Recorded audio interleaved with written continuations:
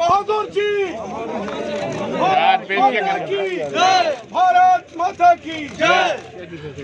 महाराजा हरि सिंह, महाराजा हरि सिंह जी, महाराजा हरि सिंह बहादुर जी को माल्यार्पण करके आज के और तिरंगा झंडा ध्वजारोहण करके आज के इस कार्यक्रम सिंह बहादुर जी, भारत माता की जय, भारत माता की जय, माता की जय। महाराजा हरि सिंह बहादुर जी, वंदे मातरम, वंदे मातरम, वंदे।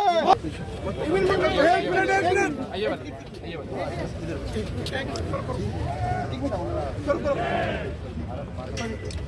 भारत माता की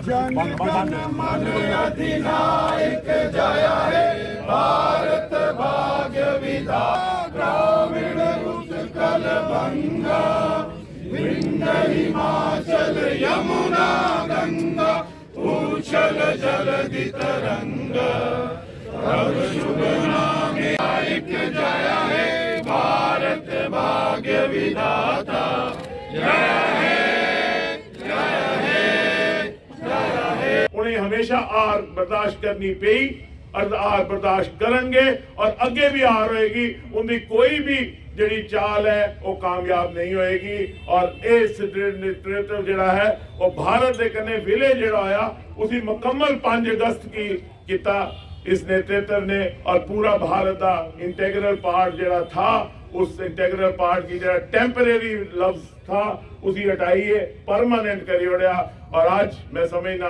कि इस नेतृत्व की वजह कने, भाजपा के नेतृत्व की वजह कने आज अस खड़े हाँ जम्मू कश्मीर के विच जिहड़ा कि भारत का एक अटूट अंग था, अटूट अंग बनिया और संविधानिकली भी उस अटूट अंग की मजबूत किया। मैं अपनी तरफा और सारे साथियों की तरफा महाराजा हरि सिंह जी बहादुर की अपनी श्रद्धांजलि अर्पित करना।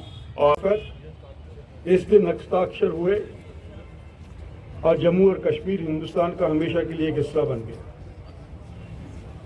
और आप लोगों को याद है या नहीं, लेकिन मेरे उम्र के लोगों को याद है कि जैसे ही दस्तखत हुए भारतीय फौज जम्मू और कश्मीर में जाकर के कबीलियों के आक्रमण को रोकने के लिए तैनात कर दी गई।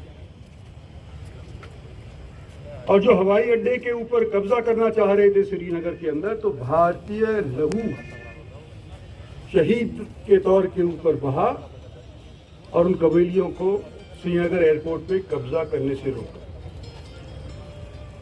आज मुझे विशेष तौर पे कहा गया है कि भारत सरकार की तरफ से, मोदी सरकार की तरफ से आप जम्मू जाओ और हरि सिंह जी के चरणों के अंदर माला चढ़ाओ।